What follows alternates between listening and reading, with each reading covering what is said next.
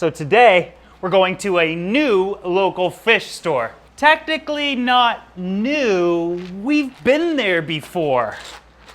I just don't film every local fish store because not all people want to be on camera, but recently I've spoken to and I've gone to a few of my other local fish stores and I've asked, look, you guys know I'm a customer, I come here and I shop, but I never really film here because I've never gotten permission, and getting permission to film somebody, in my opinion, is incredibly important. So today we're going to a fish store. It's Kevin's Gotcha store. You guys will remember Kevin.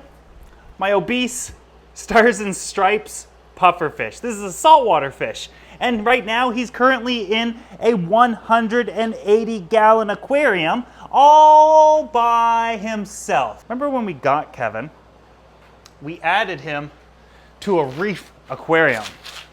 He did fine.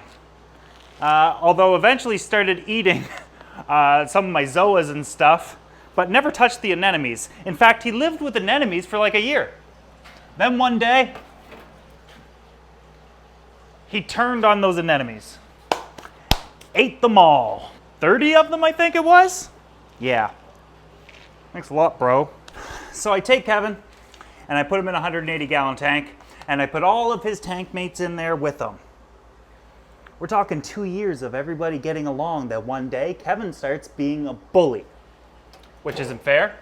The relationship between Kevin and I can be considered as complicated, to say the least. Oh, and the fish that were with him, the fish that we're going to, that's who has them. All right, let's go. All right, so we made it. The store is called Living Reef Aquariums. This is where we got Kevin a couple of years ago. Oh, before we go in, I just want to make something incredibly clear. I was here last week and I got permission to come back and film, but while I was here, I already knew what I wanted. So what I'm going to do is I'm going to give you guys a tour, but I'm not going to pretend like these are impulse buys. I've been planning this, but I'm going to give you a quick tour. Maybe we meet the owner and that sort of thing, but then we'll take a look at what I'm actually here to get. So we just came in the front entrance, and originally the entrance was over on this side, but now we have an entire saltwater section, which is originally what this was going to be. And they just knocked this wall out and introduced a whole freshwater section to it. I'll give you guys a tour here. Let's meet the owner first. He doesn't want to be on camera, guys. That's the thing with me trying to film stores and stuff, is not everybody wants to be on camera, but if I can pressure them, especially once the camera's rolling, it's hard for them to say no. You just kind of did it. Yeah. So we're at 622 Sackville Drive in Lower Sackville, Nova Scotia. We've been here for about 2 years now on the saltwater side. The freshwater side we opened up about a year now, I would say. Lately we've been slowly converting some of our freshwater tanks back to saltwater as well. So I'm here for the salt. All right, we'll just kind of take a look at everything. Give you a quick overview first. He's laughing at something. Another one there. I believe there's 4 in here. These guys love to get out of the tank. Look at this guy. This is a panther grouper. Get up to like 2 feet. Absolutely beautiful fish. Gorgeous. Although they lose a lot of that crisp spotting as they get older. The spots get a little bit smaller, but you never really know.